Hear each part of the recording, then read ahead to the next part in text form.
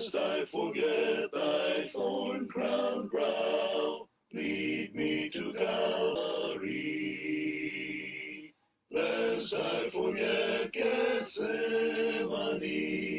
lest I forget thine agony, lest I forget thy love for me. Lead me to Calvary. Show me the tomb where thou wast laid, tenderly mourned and wept. Angels in robes of light arrayed guarded thee whilst thou slept. Lest I forget Gethsemane, lest I forget thine agony, lest I forget thy love for me. Lead me to Calvary. Let me, like Mary, through the gloom, come with a gift to thee. Show to me now the empty tomb. Lead me to Calvary. Lest I forget Gethsemane, lest I forget thine agony, lest I forget thy love for me. Lead me to Calvary. May I be willing, Lord, to bear daily my cross for thee, even my cup of grief to share.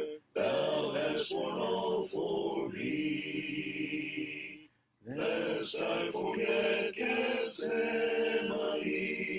lest I forget thine agony, lest I forget thy love for me.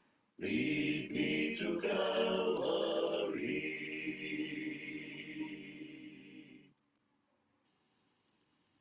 I know not why God's wondrous grace to me hath made known, nor why unworthy Christ in love redeemed me for his own. But I know whom I have believed, and am persuaded that he is able to keep that which I've committed unto him against that day.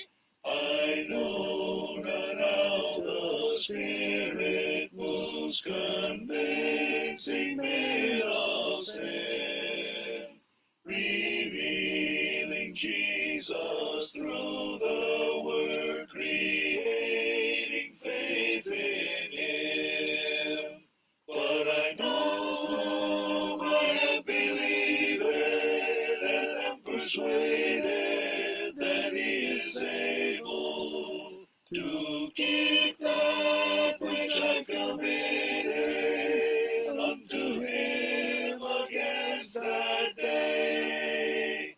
I know not what of good or ill may be reserved for me, of weary ways or golden days before his face I see.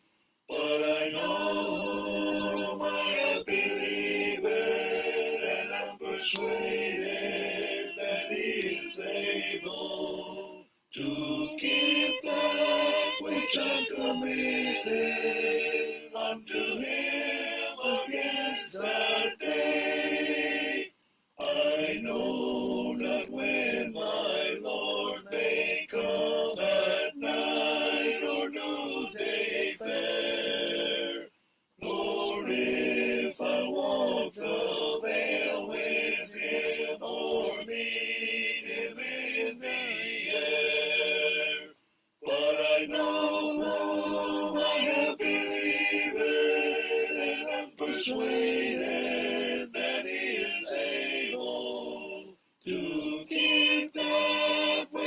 committed unto him against that day.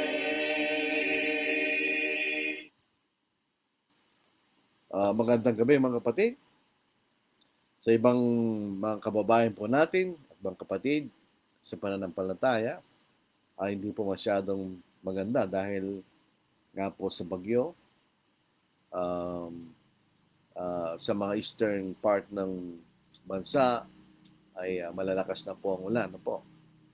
So tayo po ay mag-ingat dahil ito pong bagyong ito ay malawak po ang kanyang nasasakupan. Po. Talagang ang sabi po sa Pag-asa, ito raw po ay 500 kilometers ang radius. So, napakalawak po nitong sakop ng ating bagyo ngayon. Bagyong Christine, po. Trami ang international name.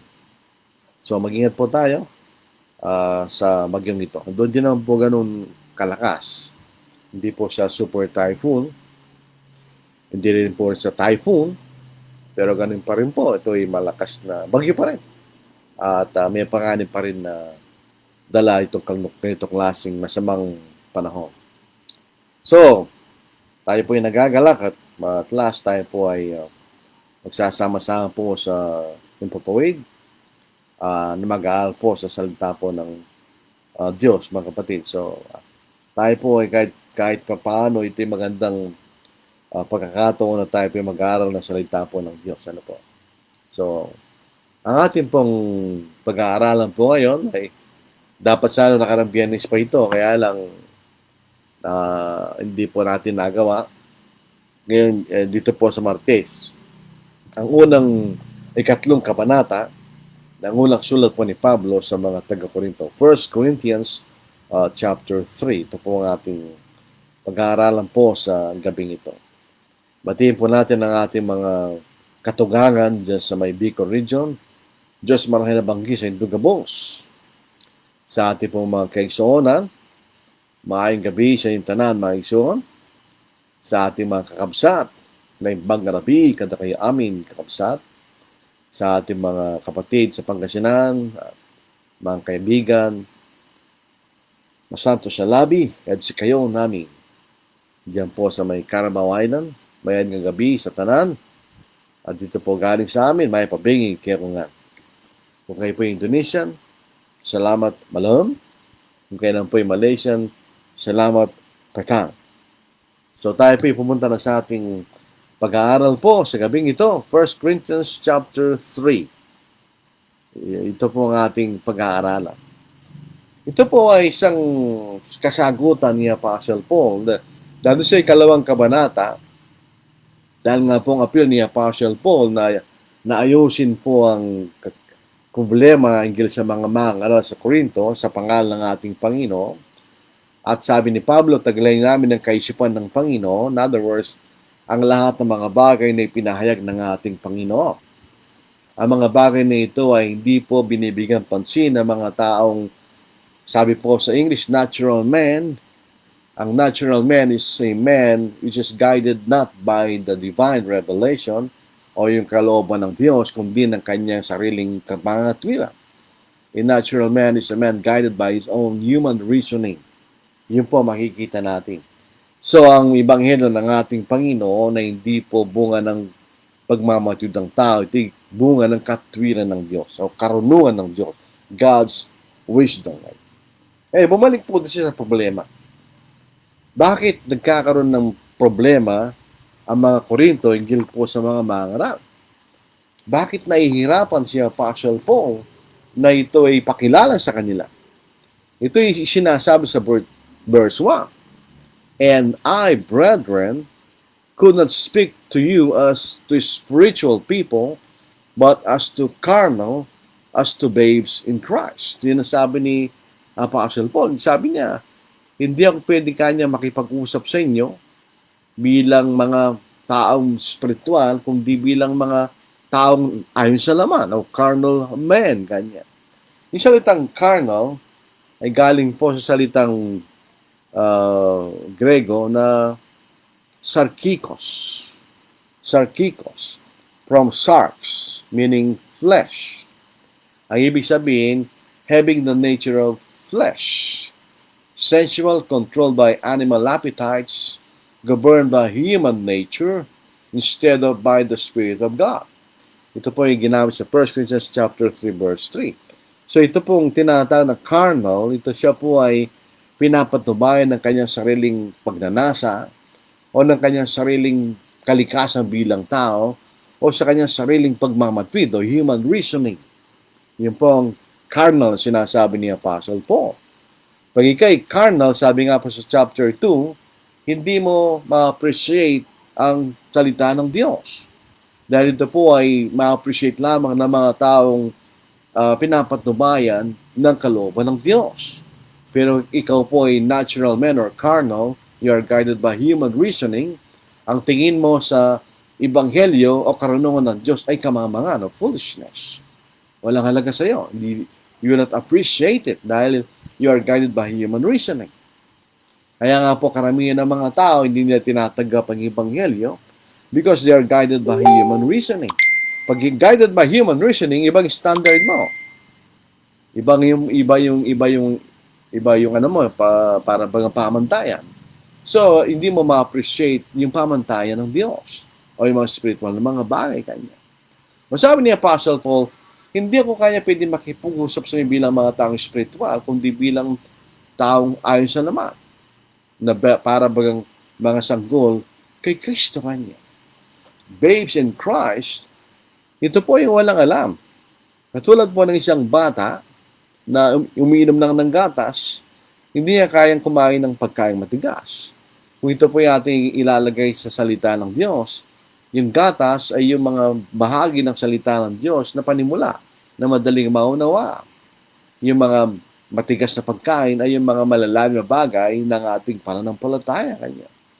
Dito po, Hebrews chapter 5, verse 13, sapagkat bawat tumatanggap ng gatas, babes, sanggol, yan lamang uminom ng gatas, ay walang alam sa salita ng katwiran, palibhasa isa siyang sanggol. In other words, babes in Christ, kapapanganak mo pa lang sa pananampalataya.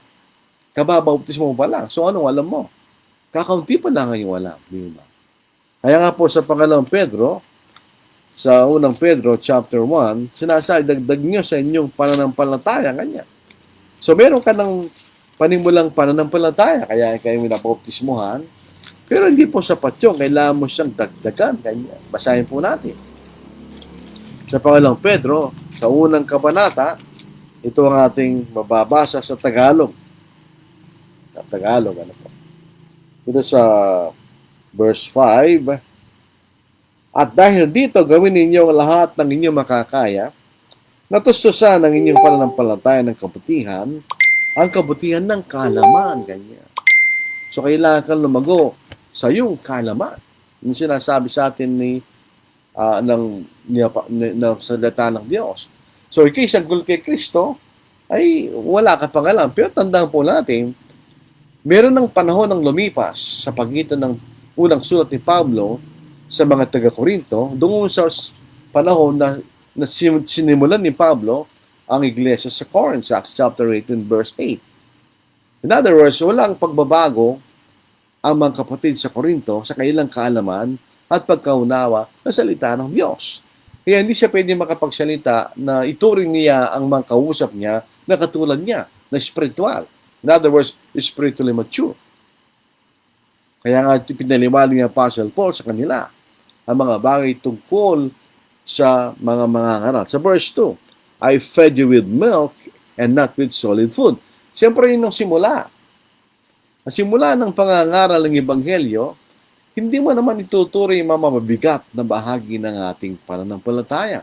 Ang ituturo mo ay mga bagay na dapat malaman ng isang tao para siya maligtas at mapatawad sa kanyang mga kasalanan.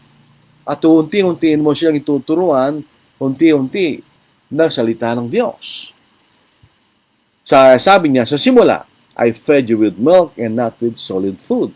For until now, so meron ng lumipas na panahon, you are not able to receive it. Hindi pa rin sila kayang maunawaan ang mga mabibigat na bahagi ng ating pananampalataya. And even now, you are still not able. hindi lang kayang tanggapin, hindi rin lang maunawaan kanya. Bakit? For you are still carnal. Hindi pa sila mature sa pananampalataya. For where there are envy, strife, and divisions among you, are you not carnal and behaving like mere men? For when one says, I am of Paul, and another, I am of Apollos, are you not carnal?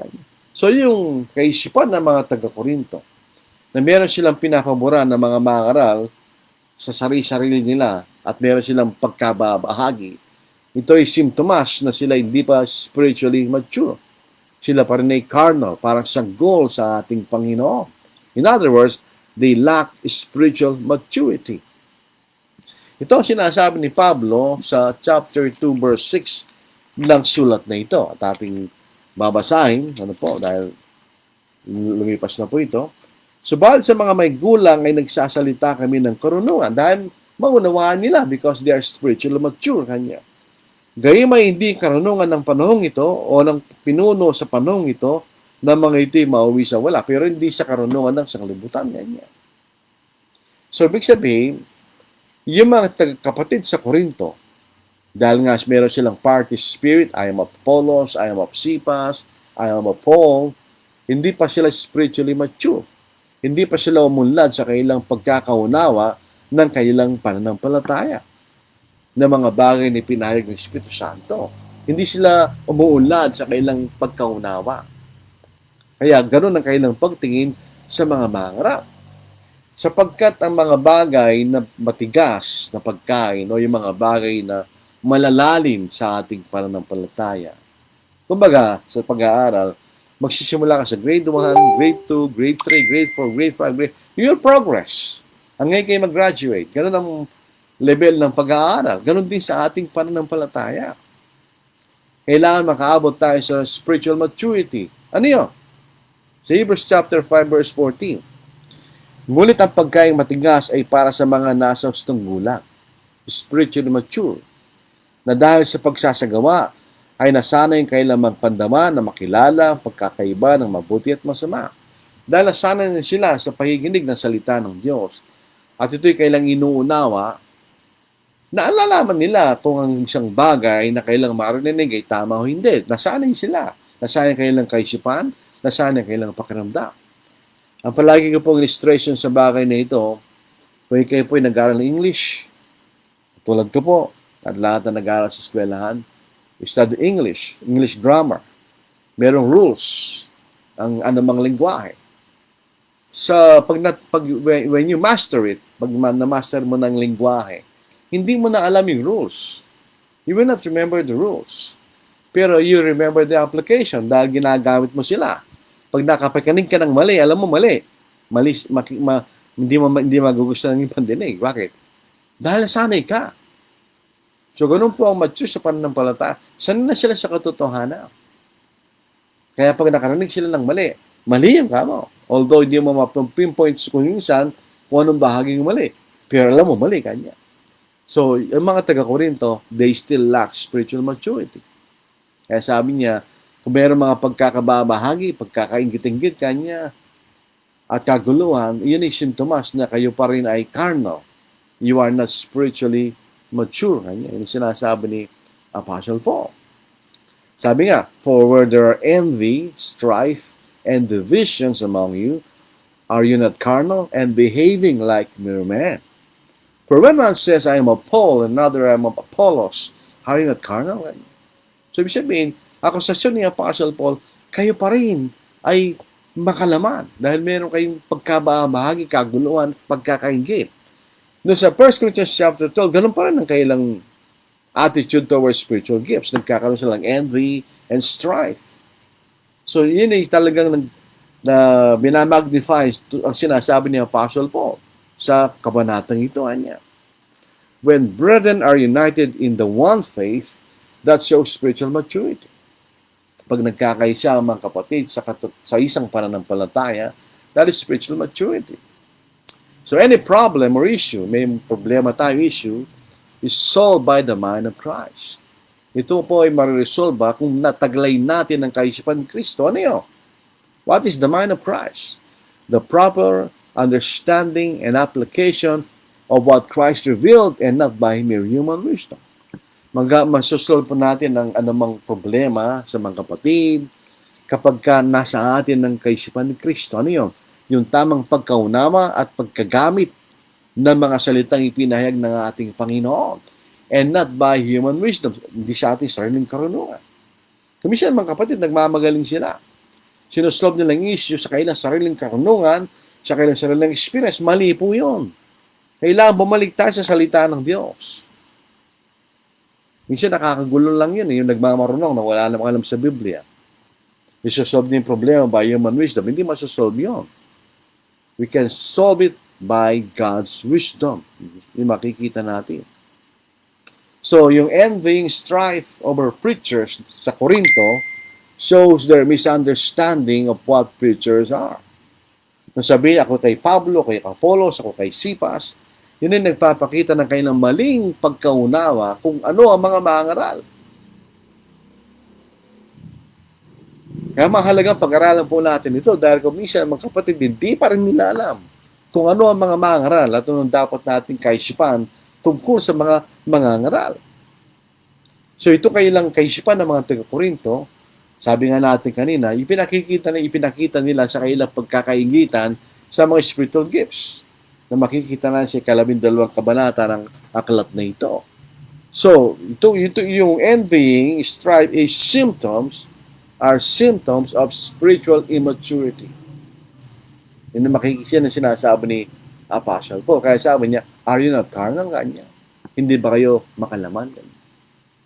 So, yun ang sinasabi ni Apostle Paul. Yun ang kanyang accusation laban sa mga kapatid. Ngayon, pinaniwanag niya sa verse 5 hanggang verse 8 kung sino mga mangaral. Ano ang mga mangaral? Ano ang kahalagahan ng mga mangaral na dapat nating malaman? Huwag natin silang bigyan ng karangalan na higit sa nararapat. So dito sabi sa verse 5 to verse 8, who then is Paul? Sino Pablo? Sino si Pablo? And who is Apollos? Sino si Apollos? But ministers or servants. Galing sa salitang Grego na diakonos, through whom you believed, as the Lord gave to each one. I planted, Apollos watered, but God gave the increase. So then neither he who plants or is anything, nor he who waters, but God who gives the increase.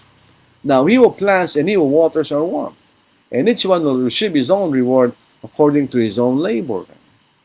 So sabi ni Pablo, who then is Paul and who is Apollos? Sila yung mga mangaral, but ministers. Galing sa salitang Grego na diakonos, na sinalin ding deacons. A servant, attendant, minister, deacon. Ito po ay yan ang diakonos. So sila yung lingkod. They are mere servants. Hindi sila mga deacons. Sila yung mga mangaral. Iba yung mga sa deacons. But just like the deacons, they are servants. Sila yung lingkod. So iba-iba klaseng paglilingkod. Iba-iba klaseng diakonos. May mga diakonos na deacons. May mga diakonos na mga mangaral. Ibig sabihin, servant. Tandaan natin yun. They are servant. Sila yung lingkod. Kanya. Lingkod sino? Ng Panginoon. Tingnan po niya sa Amplified Bible. Ito isang version ng Biblia. What then is Paul? And what is Apollos? Just servants. Just servants, through whom you believed in Christ, even as the Lord appointed to each his task. So iba-iba ang ating kahalagahan bilang mangaral, pero tayo mga lingkod. Lingkod na ginagamit ng Panginoon para yung mga tao ay maniwala o sumampalataya sa Ebanghelyo. Dito po sa Tagalog, maganda pong saling. Ano nga si Apollos? Ano nga si Pablo? Mga lingkod na sa pamagitan nila ay sumampalataya kayo. Ayon sa tinakda ng Panginoon sa bawat isa.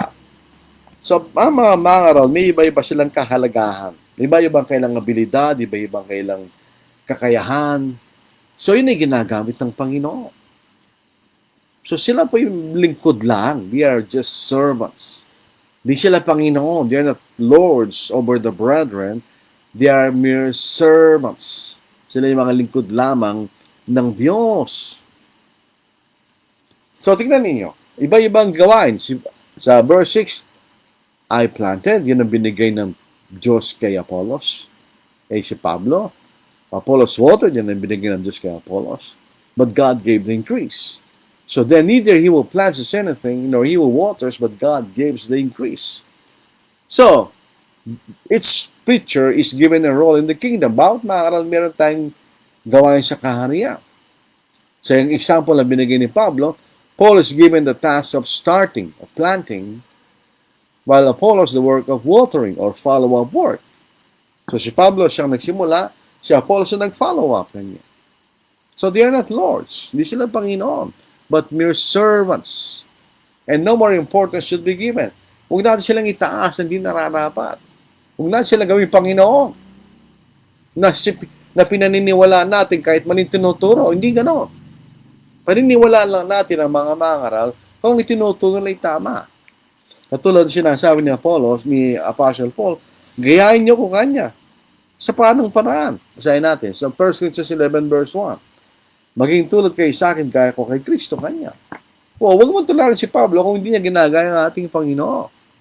So, ganun din preachers. We should not elevate preachers. Give them undue importance than necessary. Sila yung mga lingkod lamang ng Diyos. It is God who gives the increase. Paanong paraan? Not by miracles. But God gives the increase through His power. What's the power? The gospel.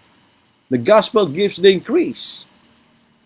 Pag pinangaral mo ang ebanghelyo at ang tao naniwala, that's the power of God. Siya nagbibigay ng karagdagan, ng paglago. Gaano man kagaling, gaano man katakila yung mangaral, kung yung nakikinig, kaya makinig, wala kang magagawa. It is the power. Yung ebanghelyo, kaya nyo tanggapin. Hindi sila maliligtas. Kung tatanggapin nila, ang ebanghelyo nagligtas, hindi mangaral. It is the gospel which saves, not the preacher. Hindi preacher sila ang nangaral. Sino nagligtas? Yung ebanghelyo. Yun ang tandaan natin. Minsan, masyado tayong pinapahalagaan ng ating mga sinay bilang mangaral. Hindi nararapat yun. Tayo pa yung mga lingkod lamang ng Diyos. Kung gusto niyo mangaral, prepare to serve. Sapagkat tayo servant lang ng Panginoon. No, sa verse 8, now he who plants and he waters are one. In other words, they are not competitors. They are united doon sa gawain ng pagliligtas. Sabi rito, now he who plants and he who waters are one, and each one will receive his own reward according to his own labor. So tayo po ihahatulan ng Panginoon sa ating magagawa. Hindi tayo ihahatulan ng Panginoon sa mga bahay din natin kaya gawin. So si Apollos, Paul and Apollos, as far as God is concerned, are just the same. Pareho lang sila. Ibang kailang gawain, they have a different task. But they are one in importance in the work of God in saving people through the gospel.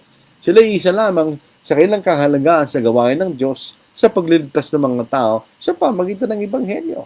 So, hindi pwedeng sabihin si Pablo mas mahalaga kay Apollos at si Apollos mas mahalaga kay Pablo. They are just the same. They are just one. Pareho silang mahalaga. Ginagamit sila ng Panginoon para maligtas ng mga tao. Now, preachers will be judged as to how well they have done their task.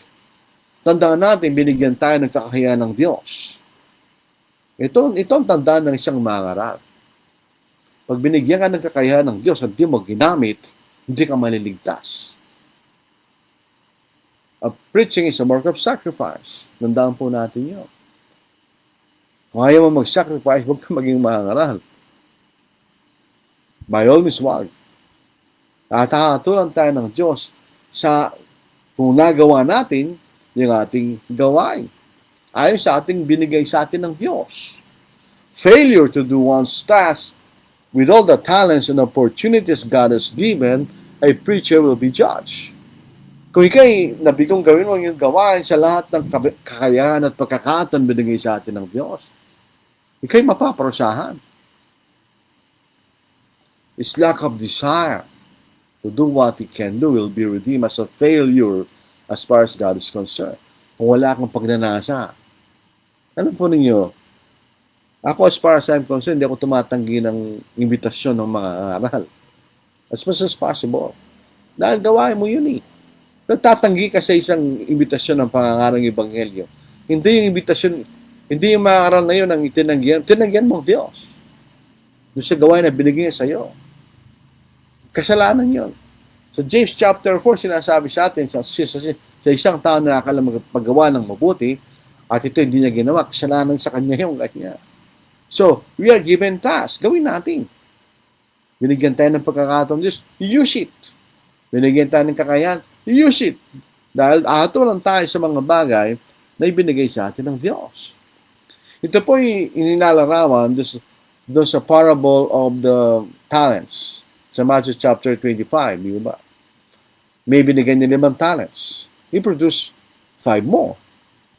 So, 5 binigay sa'yo, gumawa pa siya ng 5. 2 binigay, 2 talents, gumawa pa rin siya ng 2. Yung bang 5 talents ay masigit doon sa 2? Hindi, pareho lang. Yung 1 talent, tinago niya. So, siya'y pinarusaan ng Diyos. Tinago niya, hindi mo ginamit. So, it's just being wicked and lazy. And was condemned by his Lord. Siya'y tinignan ng kanyang Panginoon na masama at tamad at siya'y pinarusaan ng Diyos. He was thrown to the lake of fire. Tinapon siya sa dagat-dagatang apoy na kung saan ay mayroong pagniningas at pagtatangis at pangangalit na mangingipin kanya. Sa Matthew chapter 25, verses 14 to verse 13, gusto niyo basahin. So we are given tasks. Respectively in the kingdom, kakatulong tayo doon kung paano natin ginampanan yung gawain na yon sa kahari ng Diyos. Yun ang sinasabi rito. So, preaching is a responsibility. Tandaan niyo yun. Sa verse 9 to verse 11, for we are God's fellow workers. You are God's field. You are God's building.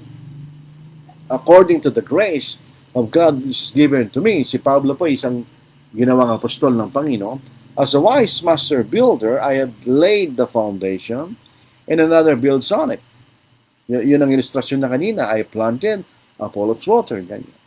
But let each one take heed how he builds on it. For no other foundation can anyone lay than that which is laid, which is Christ Jesus. Dito tayo mag-ingat bilang mga karap. Minsan gumagawa tayo ng mga bagay na wala sa Biblia. Hindi pinag-utos ng ating Panginoon. Kasalanan niyo. Take heed how he builds on it. Ano ba yung tatayo mo? Yung pinahig ng Panginoon. Doon ka lang. Hindi tayo pwedeng lumampas doon. Yun ang sabi ni Apostle Paul. God, sabi niya, for you are God's fellow workers. Ibig sabihin, God works with the apostles and preachers in proclaiming the gospel or saving people. Ang Diyos nasa langit eh. So, sinong ginagamit niya? Yung mga apostol noon at ang mga mangaral. Ngayon, wala lang apostol, mangaral na lang. Yan ang ginagamit ng Diyos para maipahayag ang Ebanghelyo, para maligtas sa mga tao kanya. So, we are God's fellow workers. You are God's field. Yung mga taga-Corinthians, yung mga kapatid sa Corinto, ay sila yung God's cultivated field para bang pinagtataniman ng Panginoon.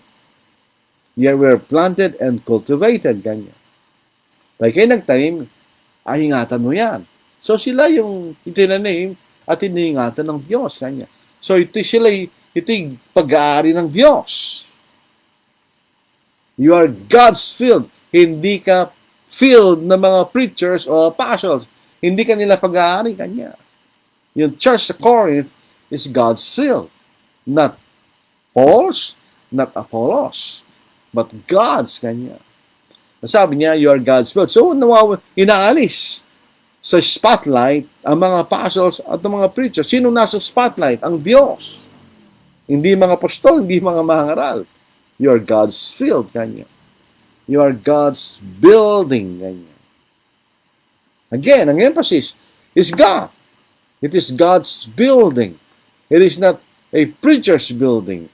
It is not an apostle's building. You are God's building. Ganyan. So itong argument ni Apostle Paul negates the false view, maling pananaw ng mga taga-Korinto in exalting o tinataas nila yung mga mangaral. Ayaw mo Paul, ayaw mo Peter, ayaw mo Apollos kanila. Sabi ni Pablo, mali yan kanya. Ang dapat itinatayo ang ating Panginoon. Ang dapat itinataas ang ating Panginoon. Ang dapat natin pinaparangal ay ang Panginoon, ang Diyos, kanya. Hindi ang mga tao, kanya. Hindi ang mga pasok, hindi ang mga mangaral.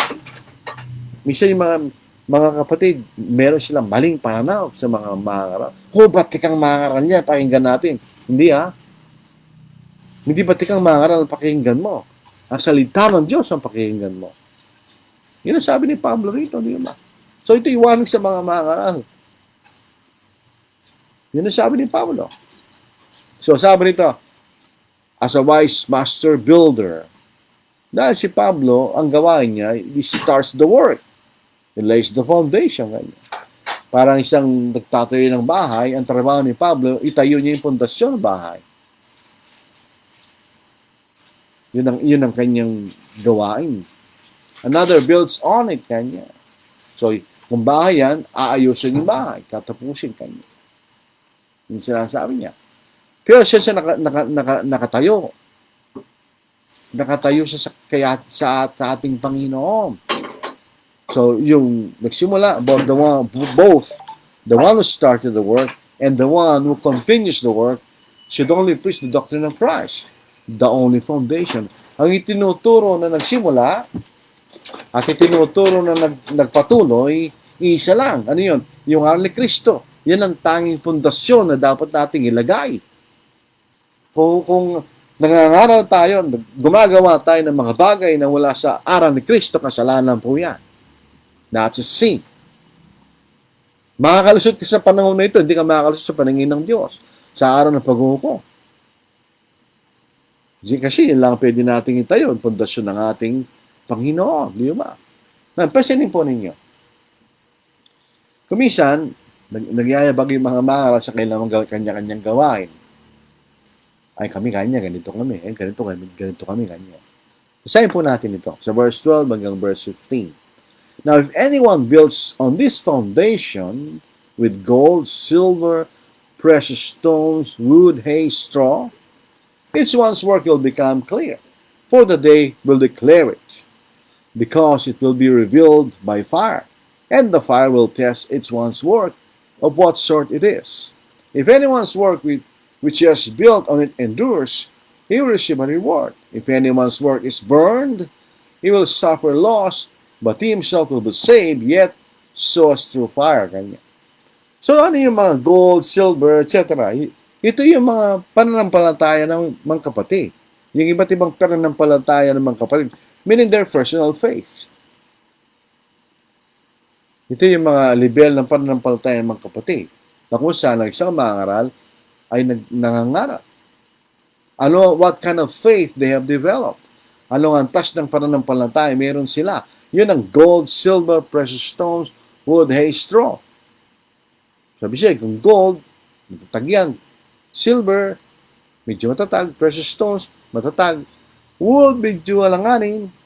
Hay, at saka straw, mahina yan. So, yun ang level ng kailang pananampalataya. So, kailan mahihayag kung anong klaseng mga tao ang inaaralan mo sa loob ng iglesia on the judgment day. Dahil everyone will be judged, and so are Christians. The fates of the Christians will be revealed. Sino ba talaga yung tapat? At sino nagkukunwari lang? Yun ay mahayag sa huling araw. Siyempre, yung preacher who convert people through the gospel at ang kanyang mga inaralan, if the people he converted remain faithful, he will receive a reward. Ganito yung pala yun. Karangalan sa kanya. However, kung yung mga kapatid na inaralan ng mga aral ay hindi tapat, so hindi sila maliligtas. So despite yung effort ng preacher, yung inaralan niya, hindi sila maliligtas. Ba't sabi siya maliligtas? But he will suffer loss. Sabi sabihin, nalugi siya. Bakit? Walang sa-isa ang ginawa niya. Pero siya maliligtas dahil ginawa niya ang kanyang gawain. In other words, kahit ano pang ituturo natin sa mga kapatid, ayaw nilang maniwala, wala tayong control doon. At di sila maliligtas, malulungkot ka. Kaya nga ikaw ay parang nalugi ka niya. Galatians 4:11, basahin po natin. Ako'y natatakot na nagpagal ako sa inyo na walang kabuluhan. Yun ang problema doon. Nangaral ka, nangaral ka sa isang local church, akala mo sila'y kapatas, hindi. Pagdating ng Judgment Day, hindi siya maliligtas. So parang ka nalugi. Parang walang kabuluhan ng iyong pagod doon sa lugar na yun. So Philippians 2:16, na nangahawakan sa salita ng buhay upang may kapupuri ako sa amin ni Kristo, na hindi ako tumakbo na walang kabuluhan, ni nagpagan man ng walang kabuluhan. Paano siya nagpagan ng walang kabuluhan kung walang naligtas? Kasi doon sa kapatid, sa kongregasyon na kung saan sa mangangaral. Yun ang malungkot doon. Gusto ng mangangaral ay maligtas ang lahat ng mga kapatid. At malulungkot ang mangangaral kung di sila maliligtas. Kung ginawa ng mangangaral ang kanyang gawain, at hindi naging tapat ang kanyang mga kapatid sa kongregasyon na yun, wala siyang kasalanan doon. Kasalanan niya ng mga kapatid. Pero manulugi siya. Bakit? Walang kwenta yung pagod niya. Yun ang sinasabi rito ni Apostle Paul sa mga talatang yun. So, kung gold, silver, ang ibig sabihin, itong pananampalataya ng mga kapatid, no, yun sinasabi natin kanina. 16. Do you not know that you are the temple of God? And that the Spirit of God dwells in you? So, hindi ito tumutukoy sa individual na Kristiyano, kundi yung local church. Yung individual na Kristiyano, siya rin ay temple ng Espiritu Santo, pero yung kongregasyon ay templo ng Diyos. It's the temple of God. If anyone defies the temple of God, God will destroy him, for the temple of God is holy, which temple you are. Ano yung templo ng Diyos? Ang templo ng Diyos, hindi yung lugar na kung nasaan siya. Ang Diyos nasa langit eh. Kahit itong itinayo ng Solomon, yung templo sa Jerusalem, sabi niya, anong struktura ang aking itatayo na magkakasya ka kanya? Samantalang ang buong sa Sinukob, hindi magkakasya sa iyo, sabi niya. So wala doon ang Diyos. Ang templo sa Jerusalem, doon ang lugar na kung saan ang mga Hudyo ay mayroong fellowship sa Diyos sa pamagitan ng kanilang pagpupuri at pagsamba. The church is the spiritual temple. Hindi ito physical na templo katulad sa Jerusalem. Kapag kasi nagkakatipon, when they are assembled as a church, they fellowship God. They praise and worship God. Kaya you are the temple of God. So, the Spirit of God dwells in you. Anong ibig sabihin no? Wala naman ng Espiritu Santo kapag ka nagkakatipon ng mga kapatid. But the Spirit dwells in us as a local church. Kung yung mga salitang ipinahayag ng Espiritu Santo ay ang patnubay na liwanag ng mga kapatid doon sa kongregasyon na yon. Silang templo ng Diyos. Sunod-sunod sila sa mga bagay na ipinahayag ng Espiritu Santo. Kapag ang buong katotohanan ang nagpahayag ng Espiritu Santo. And later, ito yung naisulat kanya. So when a church does not follow the words of God, then the recognition is removed. Kung ang isang church hindi susunod sa salita ng Diyos, hindi sila kikilalanin ng Diyos bilang kanya. Katulad sa mga 7 iglesia sa aklat ng Apokalipsis. 2 tapat, 5 hindi. Magsisi kayo kanya doon sa 5. Kundi alisin ko kanya kandelera ng ginto. I will remove my recognition kanya. So, hindi lahat ng Church of Christ ay Church of Christ. Kailangan tayo sumusunod sa kalooban ng Diyos. So, when whoever destroys the temple of God by any means, by being a stumbling block, or teaching a false doctrine, or initiating a false practice, yung taong yun ay he will be destroyed by God. He will be judged and punished by God. Dahil the temple is God is holy. It is dedicated to the service of God. Hindi pa natin gamitin ang templo ng Diyos sa mga social activities o non-spiritual activities. Hindi, it is dedicated to the service of God. Pagka tayo nagkakatipon bilang isang kongregasyon, we are the temple of God, we are dedicated to the service of God. Sa ating pagpupuri, pagsamba, etc. So pag sinira natin ang isang local church na isang templo ng Diyos, sisirain din lang tayo ng Diyos. Will be punished and destroyed by God. So, huwag nating gawin nyo, kapatid.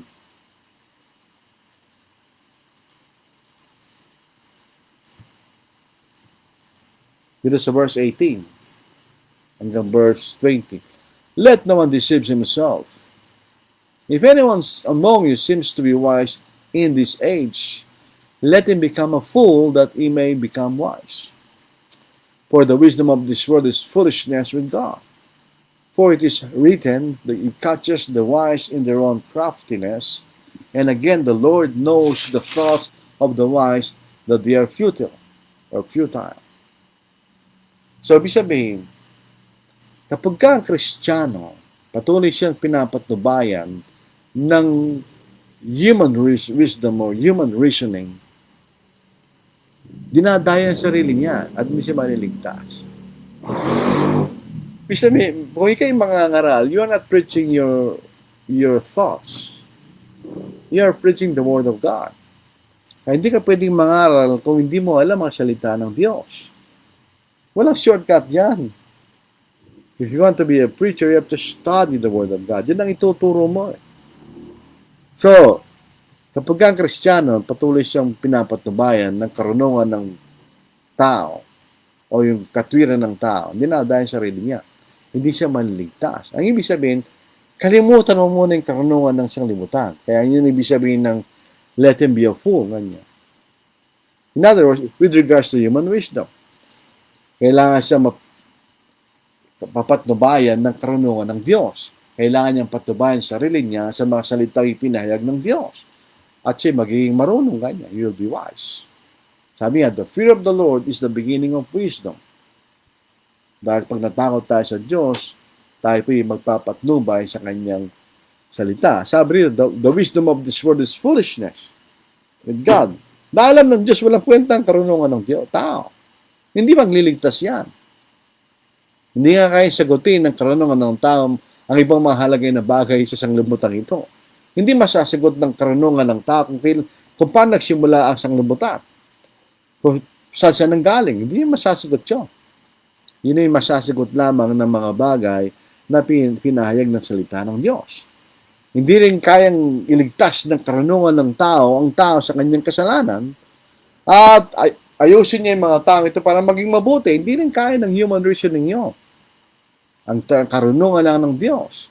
Ang mga salitang ipinag ng Diyos ang pwedeng makagawa nun. Makapagligtas sa atin at baguhin tayo. We will be transformed.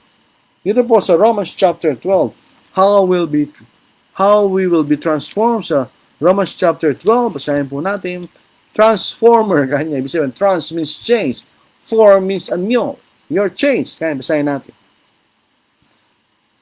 Romans 12 verse 2, and do not be conformed to this world, be not guided by human wisdom, but be transformed by the renewing of your mind. Paano magbabago ang ating kaisipan?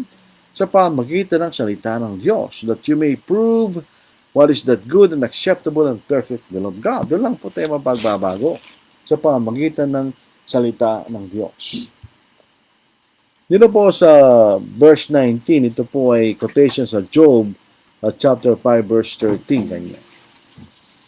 Yung mga ginagawa ng tao na tinuturo niyang karunungan ay ang mga bagay rin na magdudulot sa kanyang kapahamakan.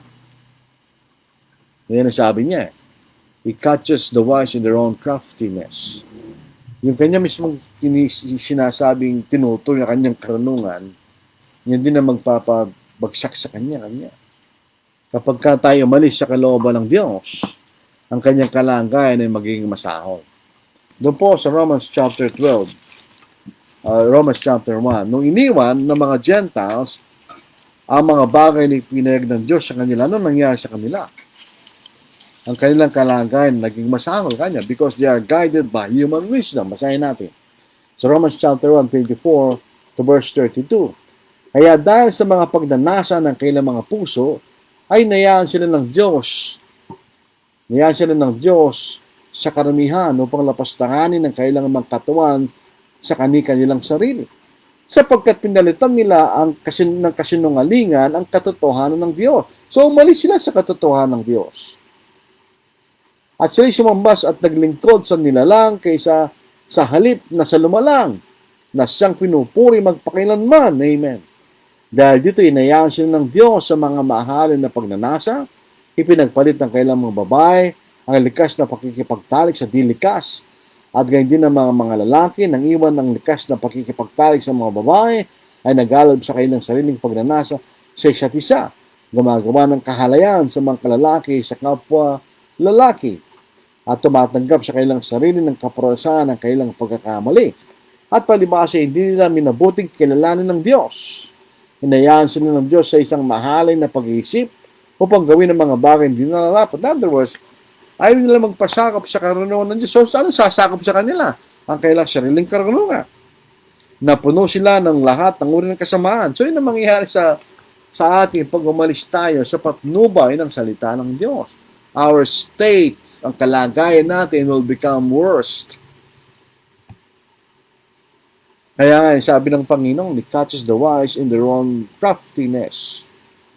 At alam ng Diyos ang kaisipan ng mga marunong sa sanglibutan ito ay walang kabuluhan. Dahil ang may kabuluhan lamang ay ang karunungan ng Diyos. Kaya, dito sa verse 21, na sinasabi siya, therefore let no one boast in men, for all things are yours, whether Paul or Apollos or Cephas, or the world or life or death, or things present or things to come, all are yours. And you are Christ, and Christ is God. Therefore let no one boast in men.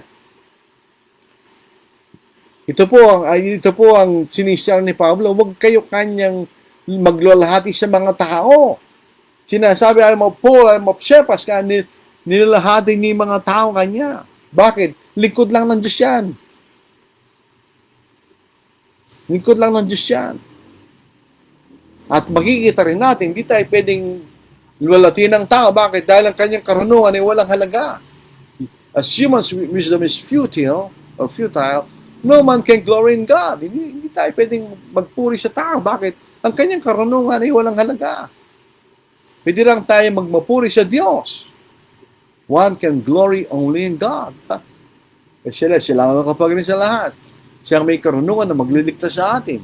So, pwede lang tayong maglumalhati sa Diyos lang kanya.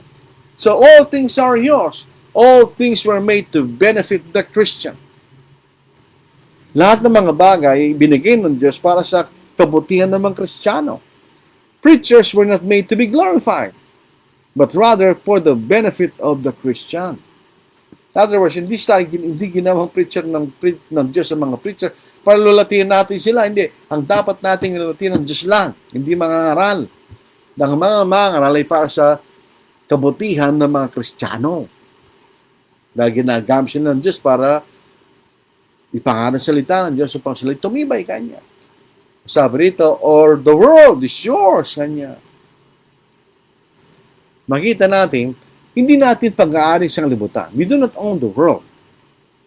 But the world is ours in the sense that the world subsists and exists for the usefulness of the saints. Ang sanglibutan ay umiiral para sa kabutihan sa mga Kristiyano kanya. Kahit ang pamahalaan, itinayo ng Diyos, yes, for the general benefit of the people of men, but specifically for the benefit of the Christians. Hindi naisip yun, mga kapatid.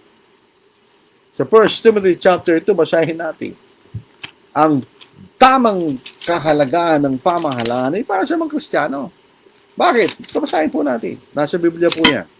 1 Timothy chapter 2, makita natin, verse 1 and 2.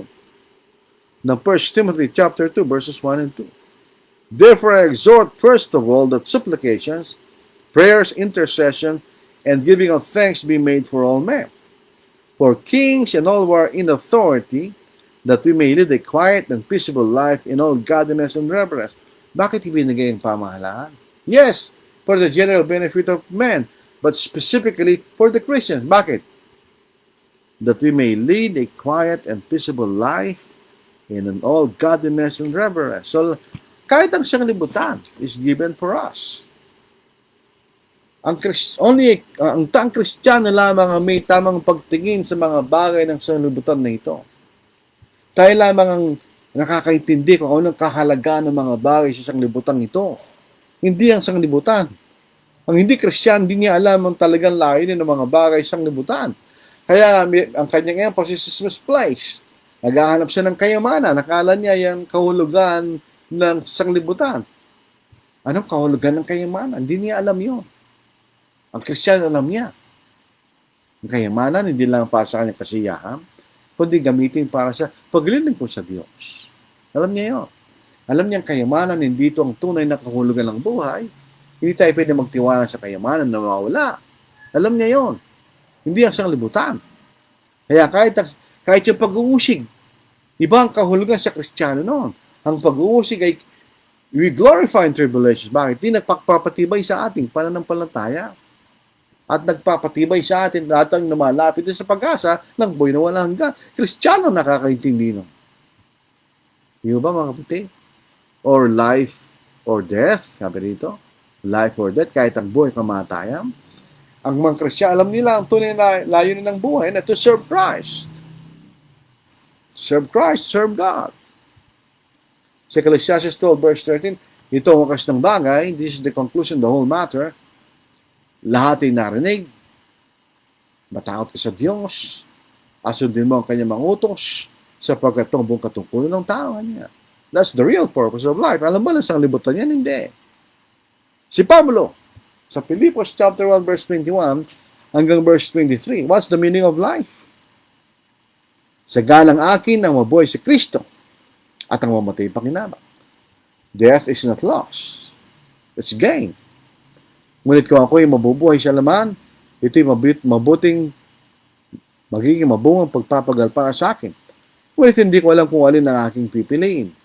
Sapagkat ako'y naiipit sa pagitan ng dalawa, aking nais ay umalis at makakasama si Kristo, sapagkat ito'y higit na mabuti, ganyan. Things present or things to come, ganyan. Ginagamit natin to serve the Lord.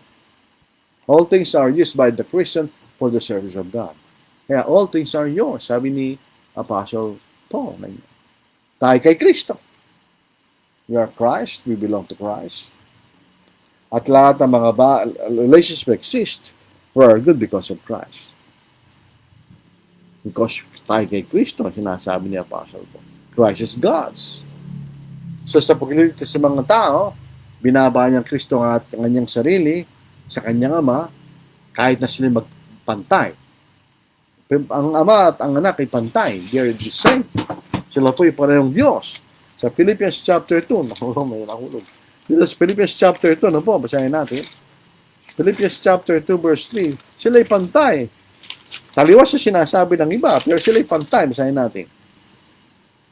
Philippians 2 verse 3. Verse 5. Verse 6. Who being in the form of God did not consider robbery to be equal with God. So siya pantay sa Diyos. Pantay siya sa Diyos. Pero ito ang sinasabi ng banal na kasulatan. Ang Diyos ay lahat sa lahat. Kanya. In other words, we do not glory in men, but in God. Because God is all in all. So, bakit? Bakit sabi niya, kung ang paglalahati sa Diyos, bakit natin lalatihan ng mga tao? Bakit lalatihan yung mga mahangaral? Yan ang sinasabi ni Apostle Paul. Kaya hindi tayo nagtataka bakit si Apostle Paul ang may pinakamaraming sinulat sa banal na kasulatan. Di ba? So ito po ang ating pag-aaral sa bahaging ito ng sulat ni Pablo sa mga taga-Korinto. Sana po ay may nakinabang po tayo sa ganitong pag-aaral. Wala namang kayong tanong, okay lang po yun. Pwede po niyong review ito ating pinag-aralan sa YouTube, doon sa Angeles City Southside Church of Christ. Yun po ang ating YouTube account.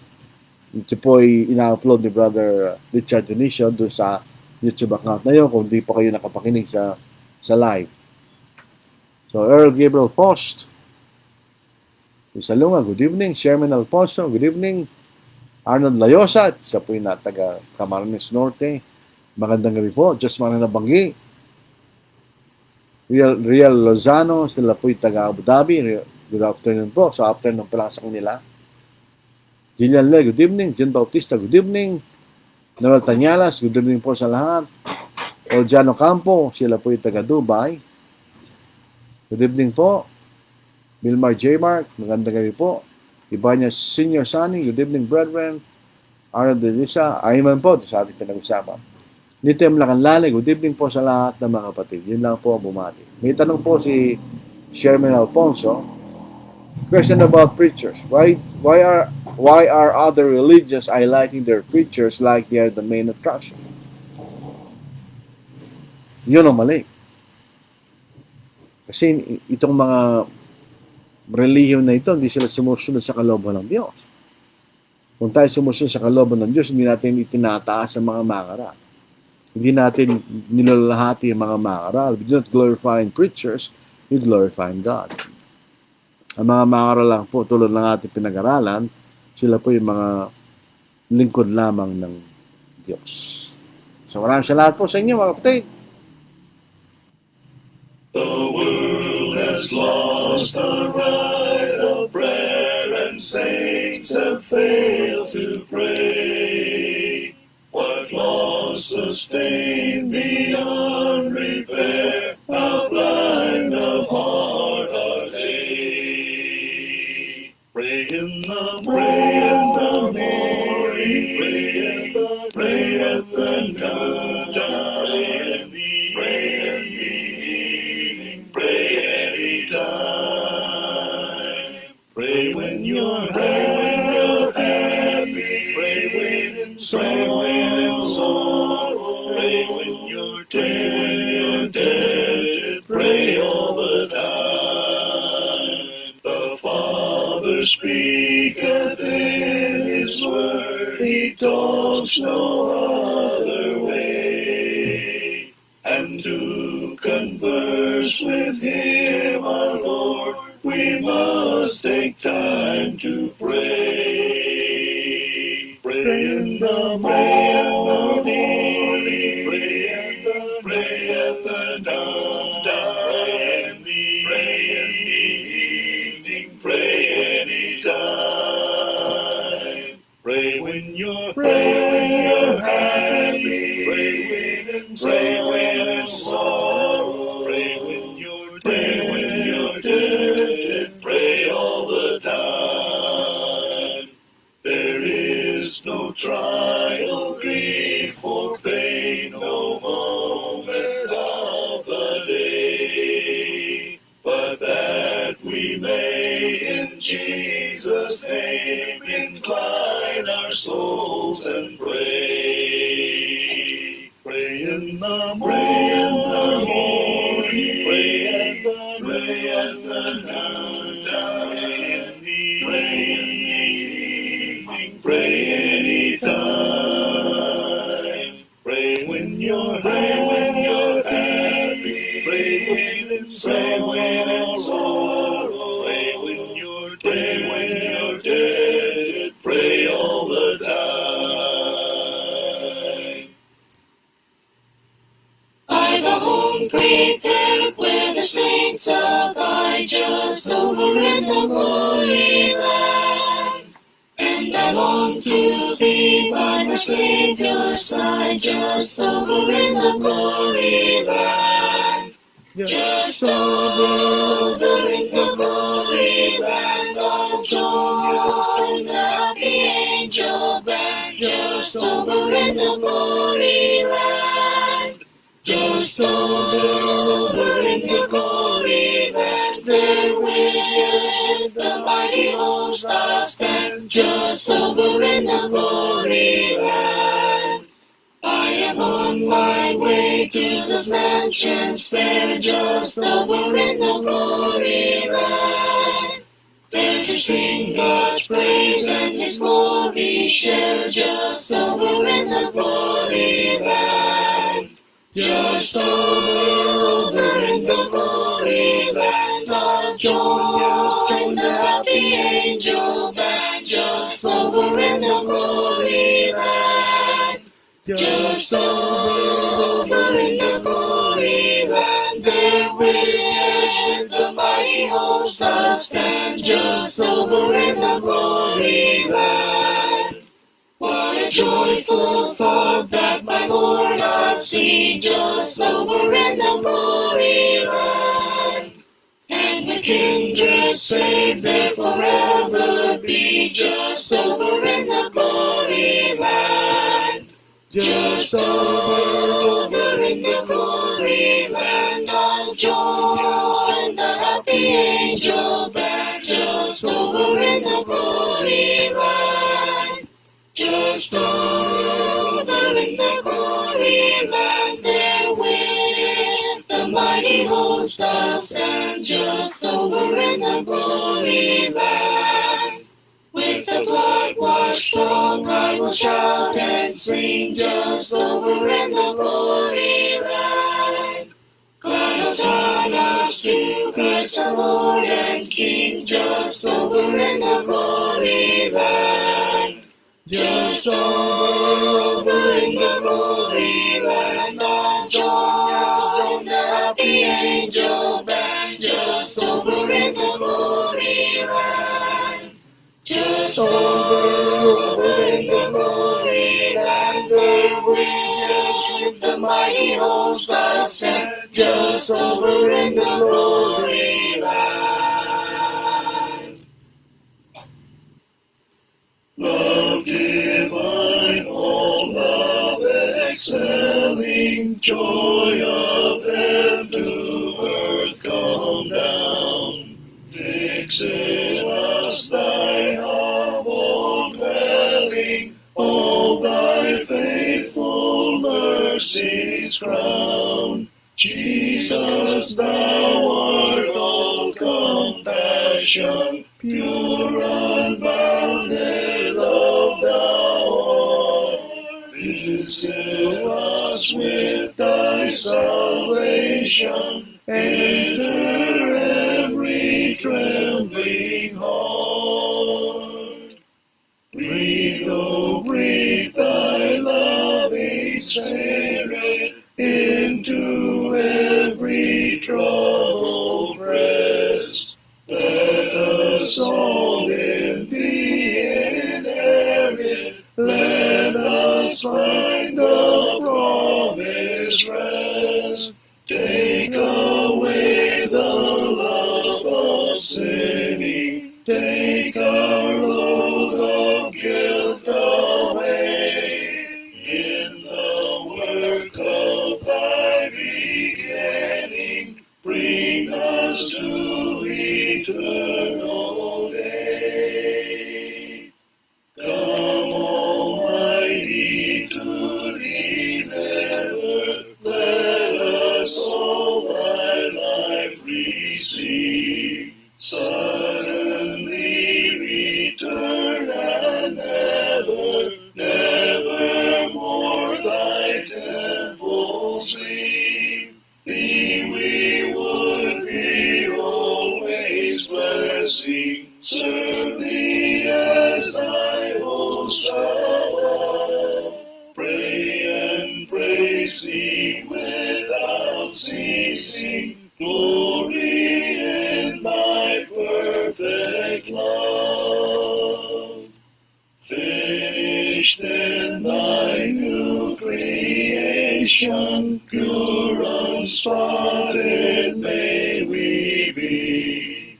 Let us see our own salvation, perfectly secure by thee. Change from glory into glory, till in heaven we take our place, till we cast our crowns before thee, lost in wonder, love, and praise.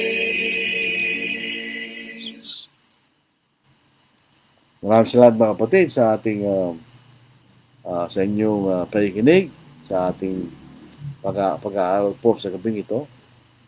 Sana po ay kahit paano po ay nakadagdag sa ating kaalaman sa aklat po ito ni Apostle po.